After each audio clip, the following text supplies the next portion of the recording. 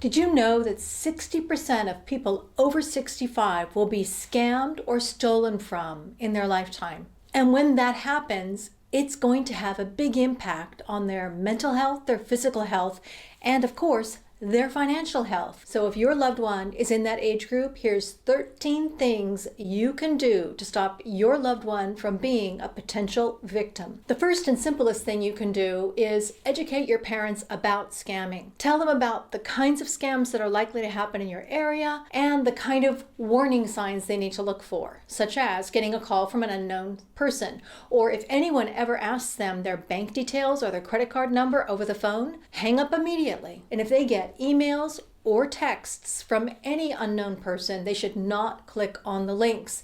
Those often are the first step to connecting with a scammer. One of the biggest ways scammers contact our elderly is by calling them. You can set up call blocking. On the iPhone, go into iPhone settings and then silence unknown callers. If they're not a contact, they won't be able to get through. So if the call doesn't come through, they can't answer it. On Android, it's very similar. Go into settings and then caller ID and spam. Enable the filters. By enabling the filters, you'll make sure that they can't get the calls you don't want them to get. And if you want to go a step further, you can actually contact your mobile phone carrier and talk to them about free spam control. Almost all the carriers in almost all of Western Europe allows for that. Put them on a do not call list. This doesn't always work, but it's especially helpful for both mobile phone and landlines. If your parents still have a landline, do not call lists are very helpful. You can use Amazon or Google tools to actually screen all calls, or you can also get a third-party app for mobile phone so that you can screen all unregistered callers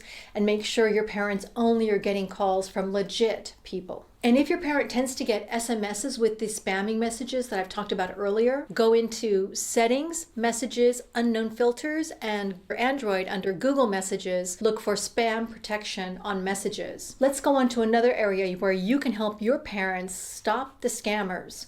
A big one is on freezing your credit report.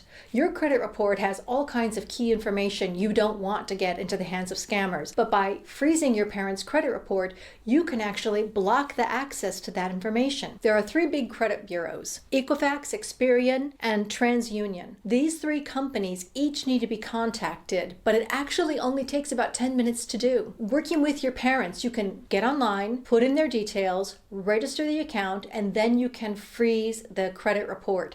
Now that means that no agency can access their credit details, including legit ones. So you'll need to unfreeze it if they need a loan. But often at this age, they don't really need a lot of loans and things. There's one other thing you can do when you're working with these three credit agencies, and that is trigger an ID theft block. If you feel that you've been already scammed or there's been identity theft with your parent, you can actually also trigger a flag, and all three will flag suspicious behavior in your account. This helps find fraud faster. In the case of credit cards, you can do the same. You can contact all of your credit card companies with your parent and make sure that they are targeting for fraud because of identity theft or some other reason, and therefore your parent is more protected. What I find with my mom is that we will get a phone call. If you get some kind of suspicious behavior, often these credit card companies will trigger the fraud department who will contact you to check, is this a legitimate cost or not? But there's no such thing as a fail-safe. So the other thing you can do regularly with your parent is sit down and check their credit report. You can have access to free credit reports, and with certain credit cards, you also have free access to other tools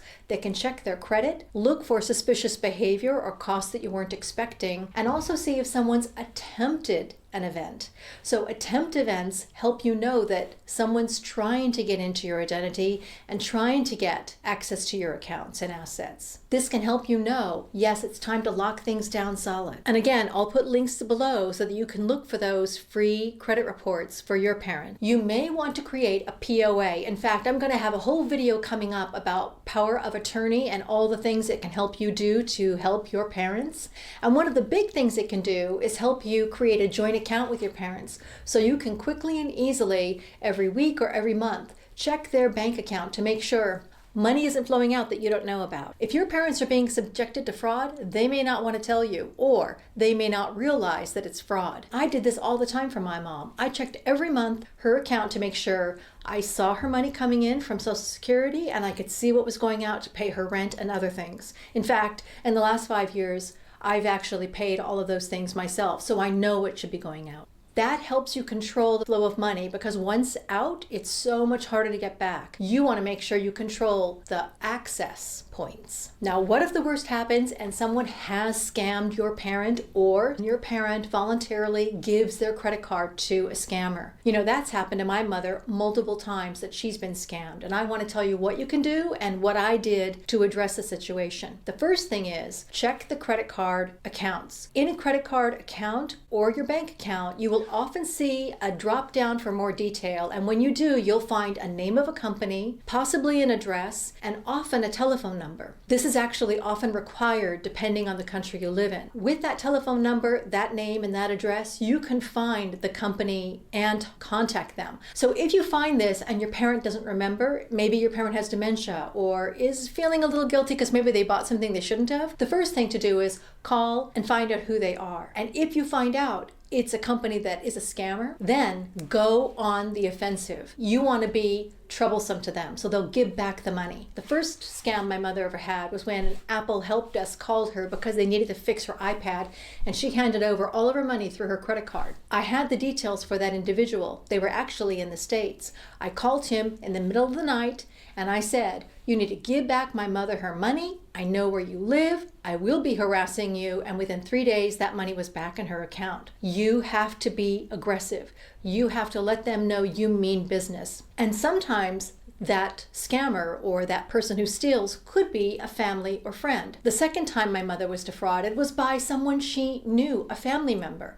That person rented a car on her credit card. And oftentimes, credit cards have defense against this kind of fraud. So when I found out, I immediately contacted the rental car company and the credit card company. They reversed the amount and they went after the real perpetrator, that family member. It's also a good way to let the family member know, hey, I am watching. My parents' money is off limit to your grubby little hands. You might say, wow, that's really harsh to go after family and friends.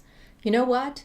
If that money's gone and later in life she's lost assets that are important for her quality of care, that will have an impact to her and possibly other family members who feel like they need to foot the bill. And the third kind of fraud was a neighbor in her apartment complex who asked for a loan but never paid it back. And it was a lot of money for her. So what did I do? Knocked on his door and said, I'm going to have 2 people here tomorrow. One is the apartment manager to let him know you're defrauding your neighbors and maybe my mother's just one of many. And the other is the police. If you don't want a visit from these 2 people and myself, you better give back the money ASAP. So here's the 3 things. When you find fraud, immediately contact the authorities and give that person a time box. If you don't do this by then, this is what's going to happen. Be as clear as you can be. No faffing about. No, I'm sorries. No, I wouldn't do this if it wasn't important. Your parent has a right